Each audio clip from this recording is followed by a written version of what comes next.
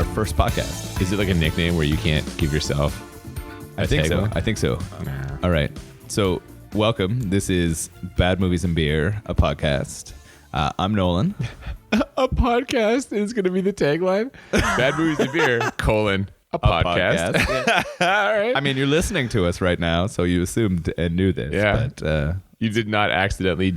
No, fuck, I don't even know what to say with this. This is stupid. so once again, I'm Nolan, and this is... I'm Cooper. And what a way to kick things off with Commando. The 80s movie masterpiece. Seminal action movie starring Arnold Schwarzenegger. 1985. And I can think of no better movie for our debut podcast. What we're doing here, for those of you who are tuning in for the first time... Well, it is the first podcast. So that's everybody. Yeah. We are watching bad movies, not movies that are actually bad, but movies that are like hilariously bad. The idea is we're trying to find the best bad movies that are so bad they're good, and ones that are funny to watch. We're going to watch them. We're going to laugh about them. We're going to talk about what makes them ridiculous, and at the end, we're going to rate them on a scale of 1 to 10, but 2 times: 1 for how bad, 1 for how enjoyable, and if any movie can produce that magical score of 20, a perfect 10 for how bad and how enjoyable, that movie will go in the Bad Movies and Beer Hall of Fame. Beautiful. So we started off with Commando. And we're starting off right now with some delicious beer. Steam Whistle. We're drinking Steam Whistle, Canada's premium Pilsner. The good beer, folks. Toronto, Ontario. You open that one up or what? Oh, all right, yeah. So the podcast does involve us watching good bad movies and drinking beer throughout, and we try to choose beers that are sort of thematically connected to something that happens in the movie. Sometimes it's the title, sometimes it's an event that happens, sometimes it's sort of the themes or things that appear there. For those of you who have seen Commando, I'm assuming you know why we're drinking Steam Whistle. You had never seen this movie before. Yeah, so we determined going into it that I was a newbie. As we started watching it, I clearly remembered pieces of it, but I was definitely surprised by many of the moments throughout, as you will hear as we explore our adventure in Commando together. But it was readily apparent when it happened, you knew, like, this is the reason why we are drinking Steam Whistle today. Oh yeah, and we will get to that for sure as we move further along into It's so incredible. Yeah, we'll mostly talk about the movies, but we'll talk a little about the beer, and I know... because we're sort of regionally centered, many of the beers may not be available to you, but hopefully you can enjoy the humor and things that happen along with us drinking them too. And if you're ever in Canada and you find these beers, give them a try, man. Unless we think they're bad, then don't give them a try. Or unless you're like, who the fuck are these guys? Tell me what to drink. This is America. We can drink what we want. And I think they have better access to our beer than we do to theirs. So, that's probably true. They have better access to everything than we do, except healthcare. Except healthcare. This is not a political podcast. We will not be talking about health. Yeah. Okay. Let's talk Commando, man. All right. This is God, man, like Schwarzenegger. He's just so he's. I said this during when we were watching the movie. He is a once in a generation talent. He really is. Yeah. That combination of, like, I think it's the accent, it's the time period, it's just the one-liners, which. He's got some world-class ones in this movie. His, like, as a physical specimen, no one can compare to what he was at that time. Like, the movie starts, or very early on in the movie, so it doesn't start, but sort of it moves into very quickly some shots of just Arnold's biceps. Oh, gratuitous muscle close-ups. Yes, before that, we open with a sort of a montage of random dudes, mostly one guy, Bill Duke from the movie Predator, which is my all-time favorite movie, Mac, killing different people in different ways. They shoot a guy down at the corner where he's taking out his garbage. They drive like very slowly, hit a man with minimal run-up in a Cadillac to kill him in a Cadillac dealership. And then they blow up a man on a boat. Or do they? Well, yeah, spoiler, but they do not. Well, actually, we should say this spoiler gets spoiled within 3 minutes of the movie starting. We should say though, if you haven't seen this movie, we are going to be talking about the plot as we go through. Oh yes, this is a spoiler-full podcast. Yes. So I did note, similar to you, it was a lot of kills really quickly. It was like 3 under 3 minutes at the start of the movie, and it was pretty impressive. Oh, and the death toll just goes up from there. It goes way, way up from there. Things escalate very quickly when we get to the denouement at the end. So Schwarzenegger, opening credits, just him doing dude stuff. He's, carrying a tree and then chopping wood, close-ups of the biceps, triceps, muscles. And then he senses, his senses for oncoming threats, very strong in this movie. He senses someone sneaking up on him. He peers back at them in the reflection of his sterling silver axe. It's his daughter. And then we get a nice little montage of his idyllic family life. It was a beautiful montage. Oh, ice cream. She smashes him in the face with an ice cream That was a cone. funny moment. Yeah, she smokes him in the nose. He's teaching her karate. There was a hilarious part. Feeding a the deer? Yes. A deer just wanders up and he's feeding the deer. There was a very tame deer that they fed for quite some time. He taught her to fish. It was like maybe the best parenting piggyback montage. rides. This idyllic life is shattered when he senses someone else approaching. It's a helicopter. I think he heard it. Hearing is a sense. Last time I checked, that is one of the 5 senses. Isn't it? Hearing. You're right. It is, but Yeah. it wasn't like it was out of the normal. He heard a helicopter coming. He did. Oh, wait a second. You know what we should really talk about? Arnold Schwarzenegger this is how we've met his character, John Matrix. Which is amazing. Yeah, Matrix, of course, a traditional Dutch name, I believe. I'm just going to call him Matrix for the remainder of the podcast. Dude, you know what I loved about this was as soon as I heard his full name, John Matrix, right away, they're not taking this even a little bit seriously. And I mean, they'd already started off with killing several people who you can kind of at this point tell were a part of John Matrix's team. Well, and assume he's in the military. If you didn't know, that becomes abundantly clear when the general gets out of the plane. General Franklin Kirby, who tells John Matrix that many members of his former unit have been killed. He names 3 of them, the 3 that we saw. And John Matrix doesn't know who it is. He's had many enemies around the world for his storied military career. And then the second that General Kirby gets in the helicopter and takes off, he leaves 2 guards behind to help protect Matrix and his family. As soon as the helicopter gets off the ground, dudes come out of the bushes with guns. One of the guards immediately gets it. The other one dies like 5 seconds later. Those guards were completely useless. It was awesome. Oh my God. Clearly, John Matrix had smelled them and reacted before. He makes a comment about it being downwind. Oh yeah, stay downwind. You can smell them. I also want to mention that General Franklin Kirby had told him that he was going to nail those bastards before he goes, but clearly underestimates their potential as they shoot while the helicopter is taking off. I was just blown away. I was like, General Kirby was amazing. General Kirby had a lot of information. Unfortunately, one of the pieces of information he didn't have was that the guys were already there lurking in the bushes just waiting for him to leave. So Matrix sends his daughter, like the love of his life. We don't know about anyone else, right? It's just him and his daughter after that beautiful montage. No backstory on what happened to the mom. And we never find out. So I guess Matrix, solo dad, living in the mountains somewhere in the United States, alone. Helicopter comes, and then out of nowhere in the bushes, ambushed by guys in fatigues and AKs, he tells her to go hide under her bed as he runs to a woodshed. Most well-stocked woodshed until the end of the movie. It's a gun shed. It's not a woodshed. Well, yeah, he goes. All to the you woodshed, see is guns when he opens it There's a giant up. safe. He puts in a code, pulls some. At least it's in a safe. I mean, I think that's good. I was okay. So we were taking notes while we watched this movie because we're professionals. But I think the code to the gun shed was 13. I put in like a 1 and a 3 that it just opens. I'm like, what? I just about spit all that steam whistle into my microphone. That's okay. Yeah, 13 is a pretty complicated code. It's tough. I wouldn't think of it. Yeah. So he pulls a bunch of guns out of the woodshed and goes running back into the house. But this all happens so quickly. The helicopter leaves the ground. The guys are shooting. He goes to the gun shed. By the time he comes out, they've already abducted his daughter. His daughter's in a car. The car is leaving. There's a dude sitting in his house being like, I think he literally says, mellow out, man. My people got some business with you. And if you want your kid back, then you gotta cooperate. Right? Wrong. Just right away. Just For the headshot, first it's one-liner, dude's just, he's in hot pursuit, right away chasing after the dudes. However, good foresight by these guys. They've ripped out the ignition cables from his truck, so the truck won't start. John Matrix, we've already seen him carrying a whole tree. So he pushes the truck down a hill, jumps in it while it's moving, steers the lifeless truck down a hill, somehow manages to not hit any trees at all.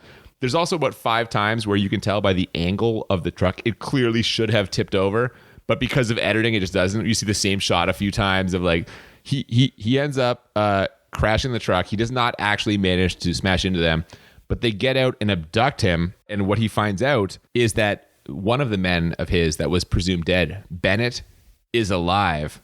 So that whole thing where they faked Bennett's death, that gets immediately revealed like 5 minutes after it happens. Yeah, this was hard. And it was funny because it's clear that sort of Bennett is his arch nemesis in this movie. But like, what was the point? What was the point of faking his death? They reveal it immediately. The element of surprise is completely gone. No, you're right.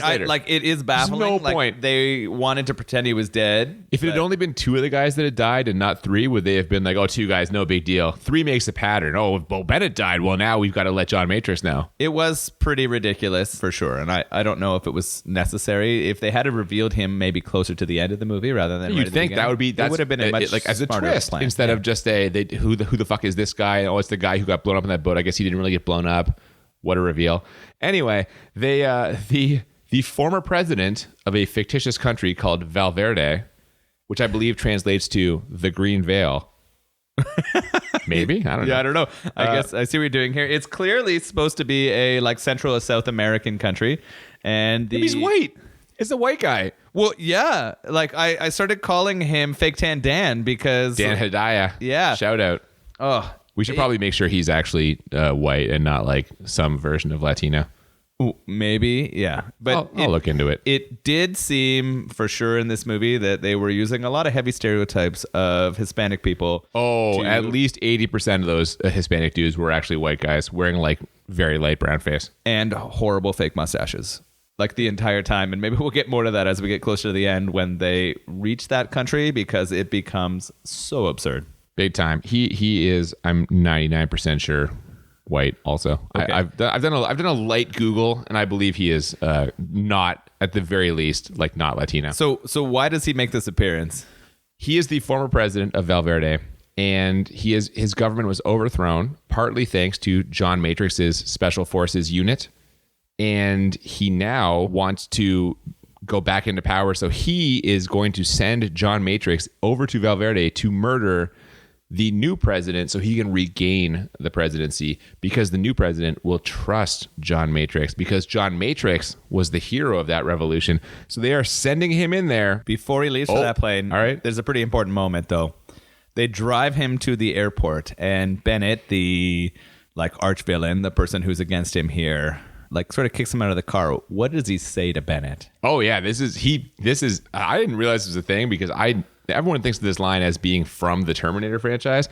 He comes to real close and just says to him, "I'll be back, Bennett." Yeah, this is about a year after Terminator. It is, yeah, Terminator's 84. It's 85. Yeah, so it's interesting. I was really surprised that I had forgotten or they'd thrown that in there as a thing. Yeah. And then Bennett responds, "John, I'll be ready, John." He will not be ready. Bennett with his shitty Australian accent. Oh, yeah, completely fake Australian accent. He's also dressed in the same shirt as Mungo Jerry from his famous video. Mungo Jerry. Yeah, I felt it should have been the summertime the whole time we were watching. Every time he was on there, terrible. the summer was in my head. Yeah. I was like people blowing in jugs. And, This is blowing in jugs. This is an important thing, though. We have to just talk about this. This gang of henchmen that the former president has assembled is the most like ununiform gang of henchmen in the world. There's 4 dudes. They are all different sizes, backgrounds, like styles of dress. You've got okay, so Bennett is basically an Australian leather daddy. You said you said he reminds you of Freddie Mercury. There's a ton of things on, like, I believe the actor who played Bennett referred to him as like, they referred to him as Freddie Mercury on steroids, but Bennett is clearly not on steroids. He was clearly like fat Freddie Mercury. He's not. Bennett is not in good shape. He wasn't strong. Oh, like every time they would we'll cover try this to, later. Yeah, every time they made to have him size up against Arnold as it a was credible such a threat to joke. Arnold Schwarzenegger. I was, so there's him who is decked out. I think he's wearing like a rope shirt and like a chain necklace and like leather chaps. And there's a him. horrible mustache. Yeah, there's a black dude in like a very stylish suit. That's Bill Duke from Predator. There's a different black guy wearing like a Hawaiian shirt and like a bucket hat. And then there's Sully, who is the guy from The Warriors. Have you ever seen The Warriors? No, I haven't. Ooh, good movie. The thing that bothered me most about him is that he was in his He's in a fucking zoot suit. Yeah. He's a tie that doesn't come to a point. It's like a rectangular tie. These 4 human beings, you would never find them anywhere on Earth together. And here they all are. I guess maybe they're freelancers, right? But isn't that what happens, right? Like when you are building your own gang, right? If you were to pull together all the henchmen, This is an equality thing. Yeah, like we have to have one of everything. You grab one of the most ridiculous kind of people you can imagine in the world, and you pull them together to be your gang. I mean, this is what I would do. You're right. You know what? I will say for 1984 or 1985 especially, the inclusion level is remarkable. They're really checking a lot of boxes. It makes you feel good in a way that all these different people are coming together. I don't know about that. You don't think so? Well, I don't know. I mean, and Sully wearing that zoot suit was supposed to be funny, but like incredible. Well, he says to him, "You're a funny guy, Sully. And That's why I'm going to kill you last." Yeah, that's why I'm going to kill you last. Oh my God. So John Matrix is escorted on the plane by the large black man with the Hawaiian shirt and the bucket hat. And even before they take off, Matrix immediately kills the dude. One quick elbow to the head. He snaps his neck in a very graphic way, puts a little pillow and blanket on him, asks the stewardess how long the flight is. 11 hours, which is John Matrix's window to complete this mission. If the plane lands, they realize not on it, then the whole thing's up. So he's got to pack this into 11 hours. And don't disturb my friend. He's dead tired. Yeah, I love that dead tired line. I wrote that down too. Oh, man. So many good lines in this movie. Yeah, it was pretty awesome. So John Matrix escapes the plane by crawling down like into the cargo hatch. He jumps fucking incredible. The stunt work in this movie, it's real bad. It is real bad. I think it's the worst part of the movie. Oh, man. Well, I don't know. Sorry. Some of the lines and some of the choices they made are horrible, but I think the stunt work is the worst part of this film. Anytime there's a scene, John Matrix goes to jump. He climbs down onto the landing gear of the plane as the plane is taking off. It leaves the ground. The whole time you are just like, what is he waiting for? Jump off. Why are you waiting to jump off? The plane's in the ground. The plane is only accelerating that entire time. It's getting faster and faster and faster. And I was like thinking to myself, how fast is this plane traveling? And if someone falls from it, how fucking mangled are they going to be? Well, as we will see throughout this movie, Arnold Schwarzenegger is basically indestructible. So he waits, though, until the plane begins to lift off because he knows there is a watery patch, kind of like a marsh, where he can jump and land in the water, which makes all the sense in the world until he jumps. And by him, I mean the like bald stunt man who is actually a dummy who just like falls off the landing gear. They drop a garbage replica dummy, and it's clearly not real. It falls with zero like arms or legs moving into whatever is that swamp. The only movement is the wind resistance of the fall, causing them to all lift up like in a uniform fashion. He lands in the swamp, which again, it makes sense. It's water. Oh yeah, you land in the water, you're safe. The water is like 2 feet deep. He lands like perfectly horizontal, stands up, and the water is like up to his knees. He would have died immediately. That 2 feet of water is not going to break his fall enough to stop him from dying. And he was absolutely fine. In fact, his clothes and like his shirt was off as soon as he like hit the ground running, and was immediately trying to find a way to get no shortage of reasons for John Matrix to take his shirt off in this movie. Now that he has safely landed in the swamp, as far as everyone knows in the plane, the hunt is on. This is it. He's on an 11-hour quest to hunt down the rest of the gang and retrieve his stolen daughter, which is exactly what he tries to do. So the first henchman he goes after is the most accessible. It's Sully. Sully, in the course of making sure Matrix is on the plane, spots a particularly attractive flight attendant whose name I'm pretty sure we never learn in the whole movie. Yeah, it was really weird. I thought they would introduce her name because she seems like she becomes a pretty important part. You kind of felt like she was the daughter of one of the Cheech and Chong performers. Oh yeah, I'm 90% sure she is Tommy Chong's daughter. Her name is Ray Dawn Chong. And so I continuously called her Lady Cheech throughout the movie. Which is not quite correct. She is, in fact, the daughter of Tommy Chong. We have it confirmed. What's her name? Ray Dong Chong? Ray Dawn. Dawn, not Dong. Oh, yeah, I kept getting this wrong. I don't know what. Dawn like the sunrise. Ray Dawn Chong. Okay. Tommy Chong's daughter. If her character has a name, I do not know what it is. They never say it because let's be honest here. She's only there to kind of move the plot along and be a potential romantic interest. Yeah, she solves a lot of problems and then is like I guess, insinuated romantic interest at the end of the movie. Yeah. Sully is trying to basically get his with Ray Dawn Chong. This is Zoot Suit, right? Oh yeah. He's hoping to impress her with this rectangle tie. And Schwarzenegger sees this and uses this as his chance to kind of track Sully. So he finds the girl, rips the seat out of her car. We thought he was going to hide. I guess it was just the car was so small that Arnold Schwarzenegger couldn't fit in it if the seat was in there. So he rips the seat out with his bare hands, which is the first of a few impressive, well, it's got the carrying the tree, very impressive feats of strength by John Matrix. It took him seconds. Like, he literally reached into the car, grabbed the seat, and like ripped it. It's got to be harder to rip out a car seat than that, doesn't it? Well, I would assume so. It's also harder to hold an entire tree, but we're not Arnold Schwarzenegger. That's true. Yeah. So he uses her to follow Sully. They follow Sully to a mall. He sends her in there to kind of see what Sully's up to. He's buying some passports for the trip. She immediately sells him out. She sees like a mall cop and tells the mall cop that she's been kidnapped and there's a giant guy out there in a green shirt who's a maniac and trying to abduct her. They send all the mall cops, like 30 mall cops that John Matrix quickly like dispenses of. And in the scuffle, Sully notices that John Matrix is there. Because it's the 80s, I love this.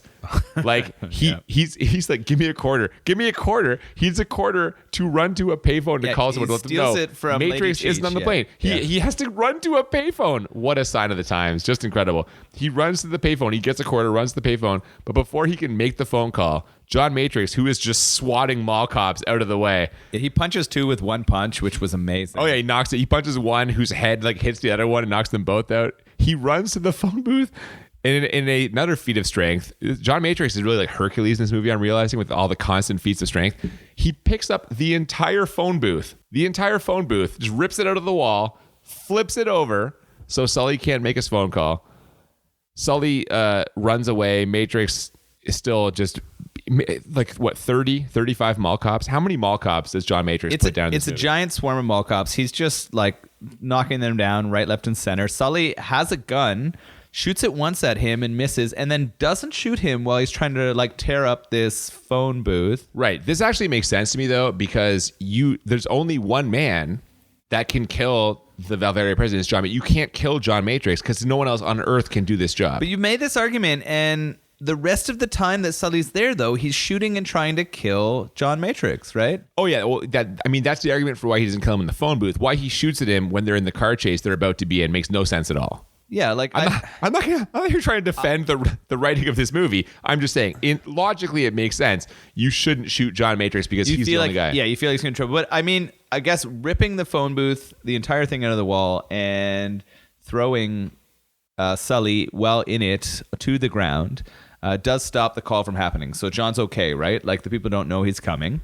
And then where do they go from here? It's a car chase, so Sully goes to escape. John Matrix, he takes the car they arrived in, which was the flight attendant's car, still unnamed. Oh, sorry. John Matrix first gets hit by Sully's car as he's leaving. He's totally fine because he's John Matrix and invincible. And this is hilarious, too, because at the start of the movie, the second death in the second minute of the movie is a guy who gets, while a car accelerates through a window, completely like 15 massacred. Miles an hour. Yeah. But it kills him to like stone dead. And John Matrix gets a Porsche at full speed, and he's like pretty fine. So. Yeah, he's totally fine. I mean, for some reason, Ray Don Chong jumps into the car with Schwarzenegger, even though she was trying to get away from him. And at the time, I'm like, oh, it's because like she needs to become the romantic interest. The whole reason for her jumping in the car is if she doesn't, we never see her again, and she has to be there. But that isn't actually the reason why, because they car chase. Sully crashes the car. Schwarzenegger crashes his car, even though he promised Sully he was going to kill him last. He kills him right now. It's pretty hilarious. He's got Sully. He's holding him over the cliff, and he's talking to him about the significance of gravity.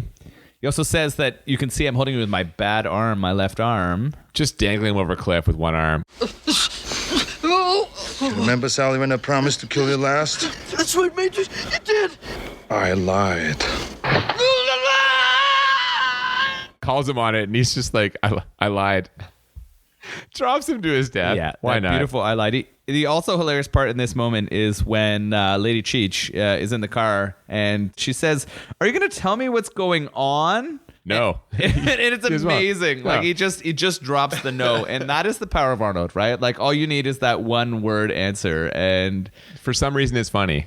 He has that singular talent that for some reason him saying it, something about the face, the accent, his timing is good too. I think Arnold has really good timing, right? Great. Like I think that's what sort of carries this movie. I think Arnold is what keeps this movie from being a 10 bad, right? Like you could, if you put Steven Seagal, spoiler for your rating right here. I'm not going there yet, but if we put Steven Seagal in Arnold's position now, this would be a 10 bad movie. Yeah, very different. So Sully, he drops Sully because he doesn't need Sully. He's found a hotel room key, so he knows where at least one more henchman is. They need a car, though, because he crashed Ray Don Chong's car. So he just uses Sully's Porsche, just flips it over, Yet another feat of strength in the storied career of John Matrix, flips a Porsche over with his bare hands, and they drive away in the Porsche. I mean, I believe Senator Schwarzenegger could flip a Porsche over with one hand. Like, yeah, for sure. 85 Schwarzenegger? Probably. The guy's very strong. Yeah. I mean, as you see later, he's got muscles for days. Oh, you saw in the credits, he's got muscle for days. They go to the hotel. That's where the next henchman is located. It's Cook, which was Bill Duke from Predator. We find out he's a Green Beret. So he he's cautious. He doesn't just walk in blindly like Sully and get dropped off a cliff. He's kind of aware of what's happening. They get in a fight. He tells him, this Green Beret is going to kick your ass. And John Matrix says, I eat Green Berets for breakfast. I eat Green Beret for breakfast. And they start their fight. And it's hilarious because Lady Cheech starts getting upset. She's like, I can't believe how much fucking masculinity is going on. Can you believe this macho bullshit or whatever? She keeps commenting like, these guys eat too much red meat. Which is hilarious. And they're fighting and they're having a good fight. And then they bust through the wall to the adjoining motel room. And there are two people clearly filming a sex tape, which is hilarious. They needed to get tits. They into did. The movie. That was the we have this whole movie. We have no nudity. How do we work the nudity in? Let's have them bust through to a hotel room. People having sex. Great. And like Mrs. Chong wasn't cool with the nudity. So they're like, okay, we got to bring it in some other way. So I'm fair with that, right? They break into this hotel room. They're still having their Green Beret versus Special Forces or whatever battle. And they break up that sex tape and the two people scream a little bit. They don't do anything. They don't call for help. But I guess like when you have to run to a payphone with a quarter, it takes a lot longer. I mean, the thing is, if you call for help, someone's going to bust in and see you filming that porno. But you invite more scrutiny. But an 80s porn is like saved not on the internet, but saved to a VHS tape. But the point is, people will know you're doing it. If you call for help and someone comes in, they're going to see you there naked. They're going to see the camera. But by the time you get a quarter and go to a payphone, you're going to be able to clothe yourself, and no one's going to know that it was. I don't think they wanted help. I think they just wanted them to leave the room. Well, but that's what like, can you guys take this back to your own hotel room? So immediately the fight goes back to their own hotel room, and John Matrix like throws off the Green Beret. Ooh. Yeah, and you have this impales him on an upside down coffee table. Good death. Gurgle. Good death. Oh yeah. And then the blood. But he can't. But the problem with that is he can't tell them where John Matrix's daughter Jenny is. So they have to search the car. And this is where the unnamed flight attendant being there. I thought she was there for romance. She's there to move the plot along because she finds a receipt. Yeah, this is an important receipt. They got a lot from it. I was looking at the receipt like, what the fuck does this matter? It's where she's trained to become a pilot, which is also very important later. It's where her flight instructor buys fuel. She recognizes the place, so she knows exactly where to go. How convenient. So thank goodness she jumped in that car. And thank goodness for the fine people at Steam Whistle for brewing this delicious beer that we're enjoying. Well, yeah. I'm enjoying. Well, I didn't dislike it. I'm not a huge fan of the Pilsner. And Steam Whistle, Canada's premium Pilsner, was known for making one beer. And even had advertisements for like, we do one thing and we do it well. But guess what? What has Steam Whistle done lately? They've made a pale ale. So we're about to break into that Steam Whistle premium pale ale. And we'll tell you how it is as we approach. I'm not a big pale ale guy. This will be... Oh, I love pale ale. So this is going to be good for me. I'll give it a shot. We're going to a little crack here. Oh, yeah. There it is. So they follow the receipt and they go to, it looks like basically like a factory or some sort of there's tanks, there's mortars, there's all the stuff you'd need to overthrow a country. It's a stupid, creepy warehouse with a bunch of stuff from World War II and Vietnam. It was like, that's what it was to me. It was like a stupid, creepy warehouse with World War II and Vietnam stuff. I just got an amazing face from Coop after he had his first sip of the Steam Whistle Pale Ale. I'm not a Pale Ale guy. Yeah, it was not a preferable. Anyway, you know what is also not doing it for me is the unnecessariness of this factory. There's nothing in there except they find locations, they find compass directions, and the location of an island where presumably his daughter is being held. Although I'm not sure why they need this because didn't he already overthrow the president of Valverde? Isn't that the whole reason why the old president wants to kill the new president? Well, they know Valverde is where they need to go. It is pretty hilarious. I mean, it is a warehouse full of white guys made to look like South Africans, which is the theme in this movie for sure, as you see. And there's this weird like spot where like he lets in Cheech's daughter for no reason, like through the window. I know it's strong. But you know what? Thank goodness, because she knows exactly how far the flight distance is, how far a flight it is.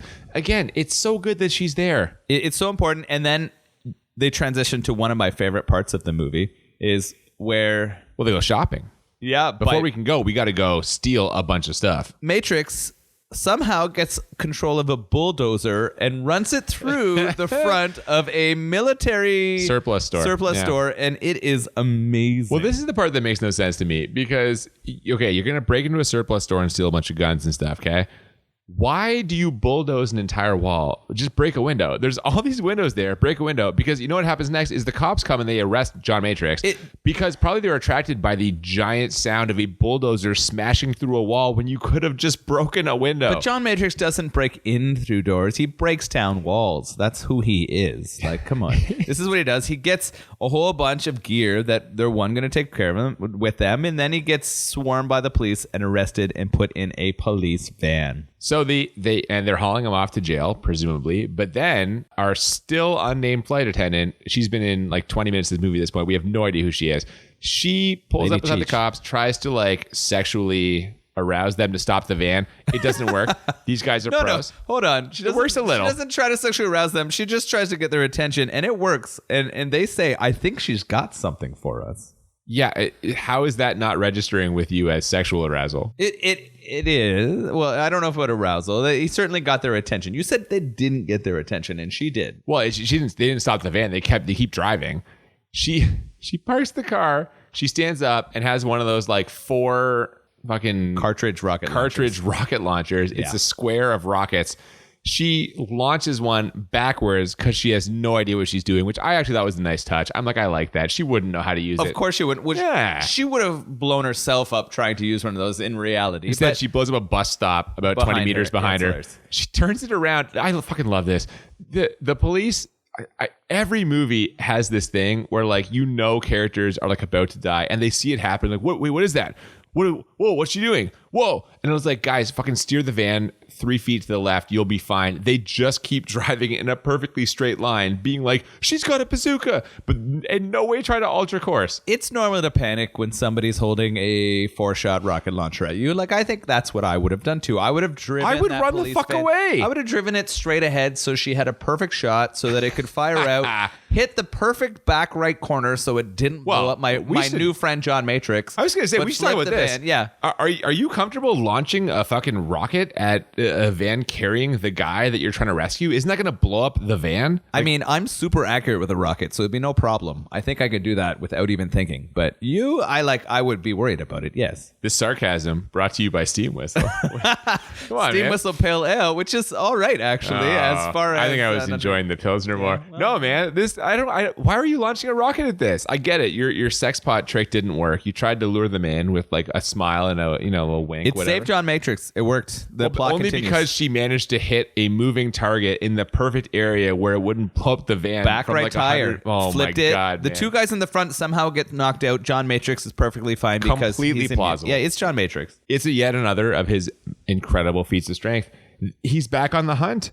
They get him back out there. They steal the plane, and now we get to about 5 to 10 minutes of completely unnecessary scenes where they are just padding the runtime of this movie.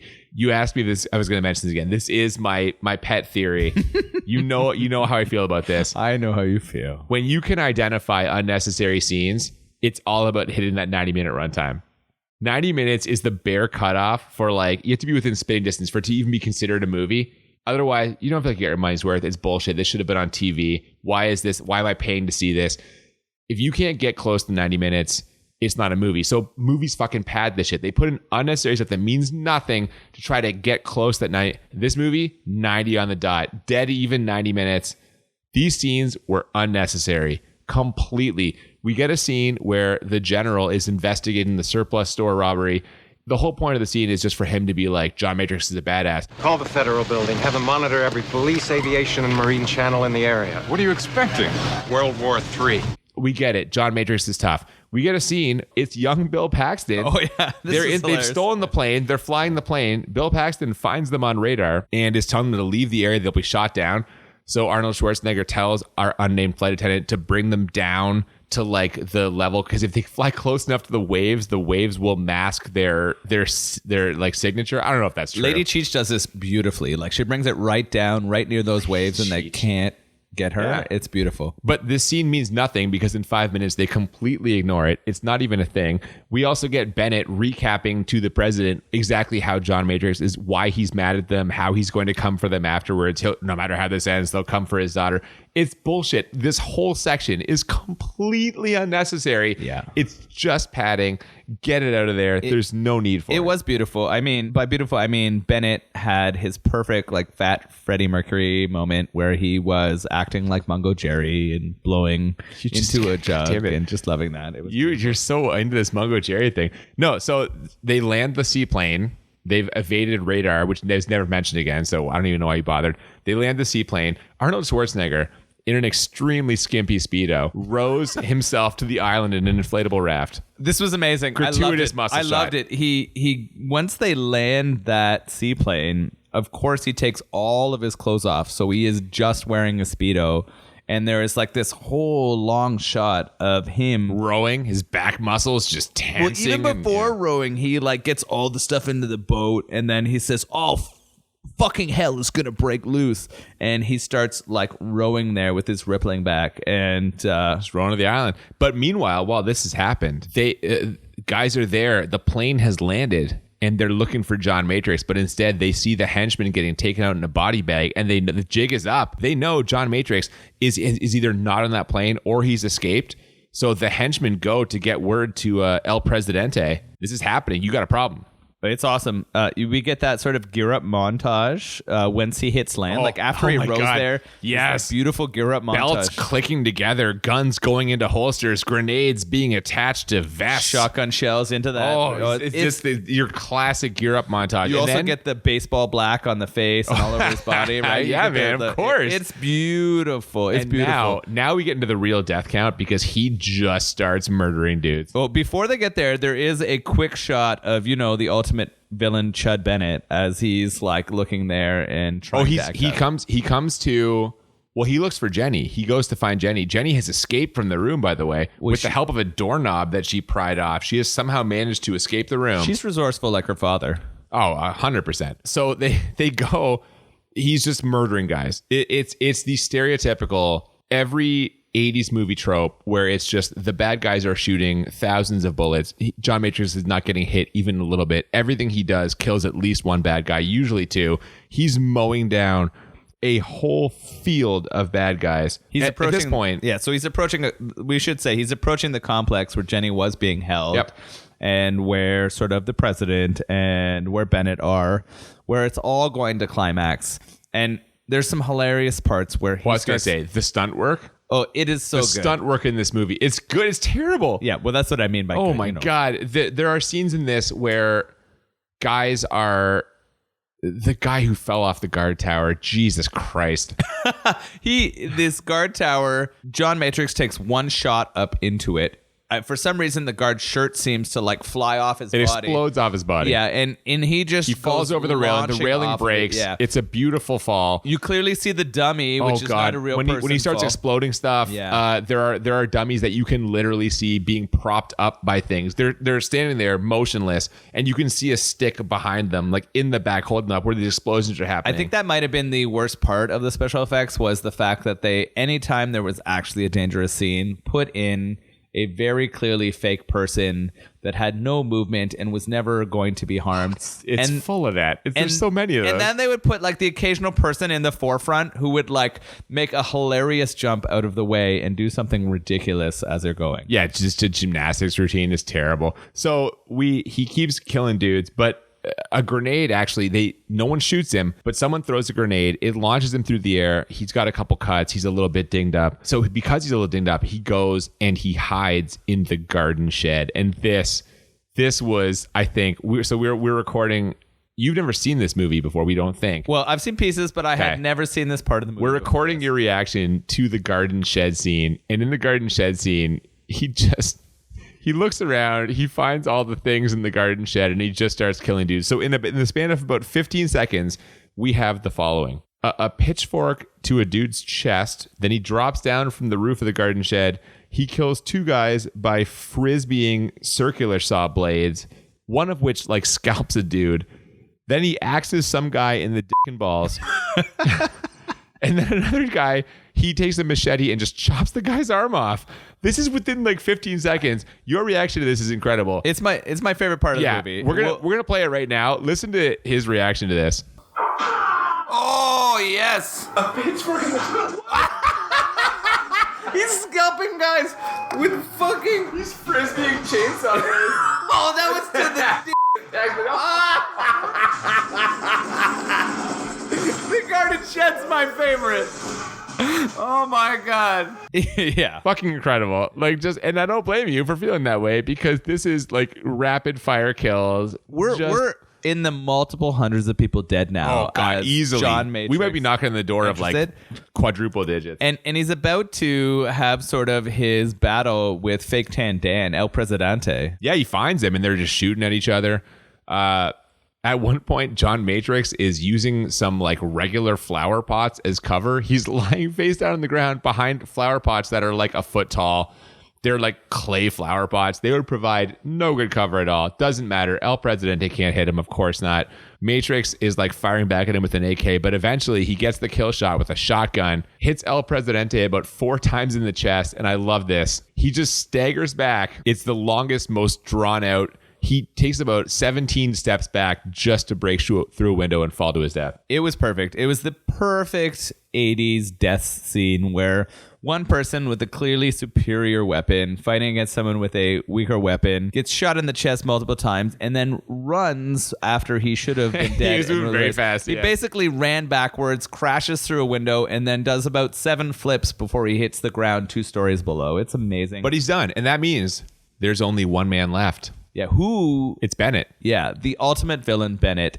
Fat Freddie Mercury is back. This was sort of the climax of the most dramatic part of the movie where Bennett has Jenny. most dramatic part. Well, it's supposed to be. It's supposed to be dramatic. The fact that like Bennett stands up to John Matrix is it's fucking ridiculous. It's so upsetting. They get into it. They're obviously fighting. He finds Jenny. Bennett finds Jenny. Then he finds John Matrix, shoots him in the arms. Now Matrix is kind of, and you know what? He's kind of an arm down. Maybe that makes the fight a little more fair. And then they begin. Well, hold on. Sorry. It starts as a knife fight. But hold on. The shot in the arm, like grazes him.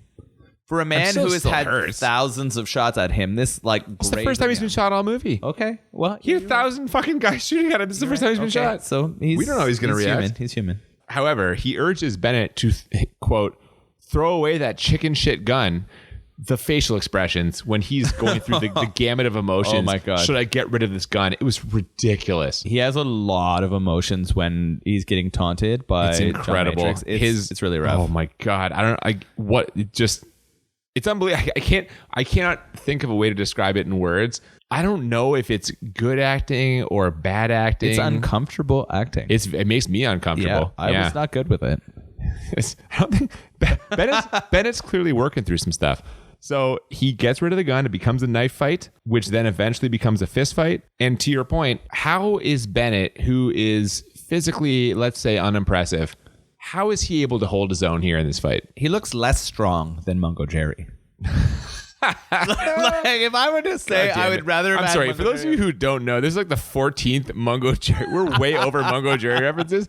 If you're unfamiliar with Mungo Jerry, please Google Mungo Jerry. Go to YouTube and watch In the Summer. In the Summertime, when the lovin' is hot. Yeah. God damn it. You're gonna make the connection. I should have told you guys to do this like 25 minutes ago. It makes even less sense. Sorry, but he has zero credibility. And listen, we're gonna come off sounding like this is. I don't mean to body shame Bennett. This guy's not credible. He's not though. It's ridiculous. We've seen Arnold Schwarzenegger do incredible credible with Arnold. If you made the villain someone who was similarly intimidating, like you would honestly need someone who was a star during that time in action movies. You would need a Jean-Claude Dolph Lundgren. A Dolph Lundgren would have been the whole point of Dolph Lundgren is for things like this. Dolph Lundgren should have played Bennett. You needed someone who was physically intimidating because Bennett had a fake Australian accent. He wasn't physically intimidating and he wasn't a good actor. Bill Duke from Predator, the Green Beret. is tall, is a large man. He's credible. That fight was more credible than the final fight for sure. And yet the final fight goes several minutes. And at one point, Bennett is knocked into a high voltage fence, gets electrocuted, still keeps coming. He's still going. I was shouting like so badly at the television after he got up from that. And we are going to hear your reaction in just a second, because we get to the apex of this whole thing. Yeah. Where after all this fighting, John Matrix, who has legitimately had trouble dispatching Bennett, John Matrix rips a steel pipe off the wall, javelins it towards Bennett, and then the steel pipe not only passes through Bennett's ribcage in the front to puncture his body, but then also passes through his ribcage and spine in the back. And then passes through like a steel, some sort of hot water tank or a heater.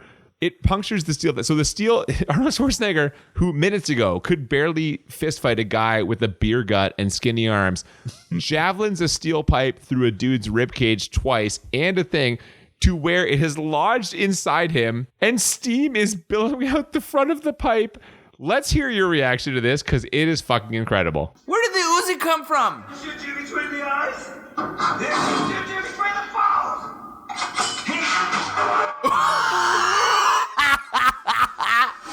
Did he just throw a pipe through him into the hot water tank? And it's steaming out. That's why we're drinking. Oh my God. And you know what the best part is too? Schwarzenegger, God bless him, he puts the button on that scene. He just comes in and with a one-liner to end it all. Here it is. Let off some steam, Bennett. Are you kidding me? It was so good. My God. That was really good. It was so frantic at the end there. I missed the line, and as you could hear from the clip, We had to rewind to hear the line. It was worth it. It was so worth it. There's no way that John Matrix should have been in that situation. Like, he could have snapped his fingers and killed Bennett in 2 seconds. Now, you had not remembered this ending. You'd maybe seen it, maybe not. It was immediately apparent why we were drinking Steam Whistle. Oh, yeah. It's clearly that line and clearly the end there that talks about some letting off some steam that makes it appropriate. It makes all the sense in the world. And for those of you who are big beer fans, we will drink more exotic stuff in the future. This just seemed to be the most appropriate thing because of the ending. God damn it, it is ridiculous. And I will say, we're going to rate this in a couple of seconds. My rating for this movie is so largely colored by the ending that it's not even funny. Like, I'm going to give this... Before we get to the ending, so he gets his revenge on Bennett after throwing a metal pipe through his chest. What a revenge on Bennett. Bennett was the one who wanted revenge on him. You're right. So he ends Bennett, who was causing all this trouble with his daughter. He saves his daughter, and they head out to the beach. And who's there to meet them? Oh, Radon Chong. Well, first General Kirby. Yeah. Who I love this. God, and you, again, like you didn't know... They very much opened the window for a brief second for a sequel. General Kirby, I wanted you to restart your unit, John. And John Matrix says, this was the last time. And General Kirby says, until the next time. And for a brief second, you're like, is there a Commando 2? You asked me, is there a Commando 2? I didn't know. And then he says, I was like, fuck, is there? I wanted to Google it. What does he say? And he Matrix shuts the door. He shuts the window closed. No chance. Time. Because he sees Radon Chong over there, and she's all excited to meet his daughter. The daughter has no fucking idea who she is. No, hold on. She has no idea, but she still goes over and gives her a hug and embraces her. This was a weird ending. Like, random woman he just met who flies him across the ocean and helps him save the day and save his daughter is there to hug his daughter and hug him and shepherd them away in a stolen plane. I can see how he would be okay with her hugging his daughter. I can even see why she would want to hug the daughter, because he kind of told her like that my daughter's going to die. But the daughter has no fucking idea who she is. And then it ends. So we didn't really talk about the music throughout, but then it ends with this sweet rock ending, right? We get this sweet rock and roll. We do. I will say this. I didn't remember that song at all. What I remembered from this soundtrack was I forget the name of the composer, but the steel drum heavy, and then a saxophone solo. There's pan flute in there. It is really, if you made an app or an algorithm to generate an 80s soundtrack, I feel like it would just throw this together. That would be all the things. Yeah, it was beautiful. The steel drum was used like beautifully to create emotion, and then there's always that sax to back it up, and You've then got to have saxophone in the and 80s. then You've got to. the pan flute added just that extra level of amazing, right? Like It really kind of snuck in there. Yeah, I will say, it's I forget the name of the composer, but whoever it was, I was watching 48 Hours the other day with Eddie Murphy and Nick Nolte. Like 10 seconds into that movie, I heard the steel drums. I'm like, this has to be the same fucking guy as Commando. And it definitely was 110%. That's beautiful. Very noticeable. Maybe we'll cut his name in later. We'll figure it out. Yeah, well, we'll do it. if you know the name of the composer of the beautiful send us a soundtrack, message. Send us a message. Send us an email at thebmbpodcast@gmail.com. Let us know. We'd love to hear from you. Beautiful. So here we've reached the end. This is it.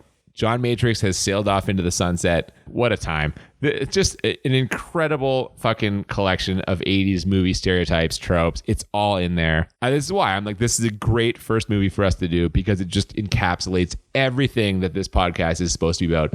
Let's rate it on a scale of 1 to 10 for how bad the movie is in terms of acting, production value, plot holes. 1 to 10, what are you giving this movie? Do I have to go first? You're making this happen. I'm going to insist that you go first, and then I will do the. I'll do the how bad and how enjoyable. Okay, so yeah, that's fair. I hate being put on the spot because I really haven't made up my mind yet. I'll go first. Okay, perfect. Thank you. Complete reversal. Yeah, of course. I love this. Okay, you go ahead. Okay, and I want to again, just to be clear, I am not saying this movie is bad as in unenjoyable. I will cut. Whatever. How bad it is. Yeah. In terms of production, plot, casting, etc., I'm going 8. Okay. This is a bad movie. There are so many things in this movie that make no sense. The Bennett faking his death, Bennett as a character existing at all. Casting the stunt work. fat, My fake God, Australian. Yeah. we never learn the flight attendant's name, so she is not even a character. It's just Lady Cheech. She's just there to move just things Lady along. Cheech, yeah. Some of the stunt work, incredible. I give it an 8. For me, All right. 1 to 10, it is 8 bad. How enjoyable though? Well, no. You got to give me your bad first, and then we'll do enjoyables after. Okay. So for my bad, I mean, it is still Arnold at the peak of his career. He's still pulling it off with the biceps and the one-liners. He's a year out from Terminator, and you're giving Alyssa Milano. This cemented him. This cemented Arnold Schwarzenegger as a credible movie star. I have trouble calling it that hard. Well, I bet I'm going to give it a 7 for bad. That's fair. And it's mostly for Fat Ozzy Bennett.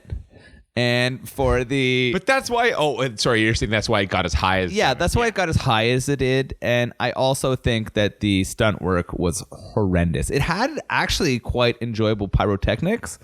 But when it came to... And sound. You mentioned the sound while we were watching. Yeah, I was impressed with some of the sound work too. But when it came to the showing someone die, it was always a dummy, like just getting blasted. So it's a 7. It's garbage. Not good. Yeah. Yeah. So 7 for me on bad. Okay. But how enjoyable on a scale of 1 to 10? And keep in mind, we've heard your reactions to a couple of the important scenes. How enjoyable on a scale of 1 to 10? I had some pretty good blow-ups. Like, I feel like there were some really good moments where I thought it was really enjoyable. The montage was really big for me. The moment at the end was really funny to me. I'm going to give it an 8 on an enjoyable factor. I'm giving it an 8. For me, it's a 10. Oh, wow. It is 10 enjoyable. I now, to be fair, I am a huge Schwarzenegger fan, but I will ride and die with this movie every single time. It is so enjoyable for all the reasons. I mean, my God, let off some steam, Bennett. It's absurd. It's just great. Yeah. I guess... Enjoyable for me has a rewatch factor. How many times have you watched it again? How many times have I watched Commando? Yeah, how many times have you seen Commando? It's got to be 10, close to 10 or more. It's so reliable. Commando is a reliable... I want something that I don't have to think too much about. I'm just going to enjoy and laugh, and I'm going to say the lines when Arnold says the lines and like whatever. It's a 10 for me. It's a 10 for enjoyable. So you're approaching a baker's dozen and watching. You gave it an 18 out of 20. I did. On the It's not enough. B&B scale. It's just not bad enough for me to give it the 20 because it's a major studio production. I guess the that's it for sound me effects too. are good. Yeah. The pyro's good. I can't do it. If it had more like laughable special effects, I think I could bump it up to a 10. There's good actors actors in this. Yeah. Well, I gave it a there's- 15. there's I gave it a actors in this. 15 out of 20, which is still a very decent score. That's still 75%. Yeah, that's good. Right, which isn't bad. I think not that's a bad. pretty nice score to start with. And again, I'm a little biased because I love Schwarzenegger. Like he is Predator is I mentioned it. Predator is my favorite movie. So if a Schwarzenegger movie is your favorite movie, you're always going to lean a little bit more towards Arnold for the enjoyability, and that's where I'm at. That's fair. So, Arnold's your favorite. How about this steam whistle? This steam whistle is not my favorite. I like the original steam whistle, the Pilsner, very good. I drink that semi-regularly. I enjoy it every time. This steam whistle premium pale ale, not my speed. Which is pretty funny because for me, the Pilsner is run of the mill. Like I've been to the Steam Whistle Factory. It's a cool place. They have actually a really nice venue for weddings and events and stuff. Oh, right on the Toronto Lakeshore. Their one beer kind of made me sad. Oh, come on. When you would do the tour, they would give you one of them too, and then they would charge you for extra. You pay for a tour, they give you one beer, and then charge you for more. Yeah, I heard it used to be more. It did. It used to be all you could drink for the tour fee. Which would have been fine. I would have been okay with that. Yeah, well, it can't last forever. No, I agree. This pale ale, though, is okay. As far as pale ales go, though, it's like, I don't know, run of the mill, I guess. All right, next week we will come back with something more exotic for our next offering. Yeah. One last question before we wrap this up. Yeah. Who do you think wins in a fight? John Matrix or Dutch from Predator? Is this a fair question? I mean, Listen, I completely said Dutch. I'm like, if you can beat a Predator hand to hand, you can mow through the guys in Commando, no problem. Except after watching this movie, isn't John Matrix invincible? Dutch kills a Predator with his bear. The Predator mows through 7 out of 8 like special forces commanders or however many. I forget how many. I should John know. Matrix gets hit by a car. He jumps out of a moving plane. He kills about 500 fake South Americans and then beats a fat fake Australian. Dutch gets hit by a Predator and then beats a Predator. I think it's him. It has to be him, I feel. I'm taking John Matrix. That is fucking absurd, and we are going to fight about this later. The answer is Dutch. Dutch beats a Predator in a Predator's natural environment, in the woods. The Predator has fucking infrared vision. He still beats it. This is horseshit. To be continued. Thank you for listening to Bad Movies and Beer, a podcast. Follow us on Twitter at the BMB Podcast. Please feel free to send us messages, suggestions, requests for movies that you would like us to review at the BMB Podcast at gmail.com. And we look forward to you listening next time. And this is Nolan and Cooper. Thanks for listening. We'll see you next time. Beautiful. If there's a mission that no man could survive, then he's the man for the job.